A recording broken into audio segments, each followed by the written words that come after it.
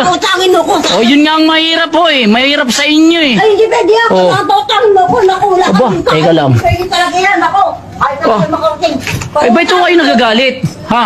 Pautangin mo ako dahil wala ka rin kakainin. Nangungutang ako dyan sa ina mo. Wala ho akong pakialam kahit wala ho kayong kainin. Ang hirap ho kasi sa inyo, pag mangungutang kayo, dito ho sa tindahan namin. Pero pagka bibili kayo sa ibang tindahan. Maklase ka rin, no? Ibang klase. Kayo pa yung nagagalit. Dapat na ano kayo sa amin, kami ang bilgi sa inyo ng benta. Hindi, wala ho akong pakialam sa inyo. Ay, Sinasamantala niyo yung kabaitan ng nanay ko eh. Hindi, utang mo ko ng pagkain namin ngayon. Kahit na yun lang. Wala ho akong pakialam kahit wala ho kayong kainin. At bakit wala kang pakailam? Gusto mo, hindi ko bayaran yung utak ko dyan. O yan, diyan kayo magaling. Ha? Pagkatapos yung umutang, Ako pa utangin, kaya andyan mo magbabayad ng utang.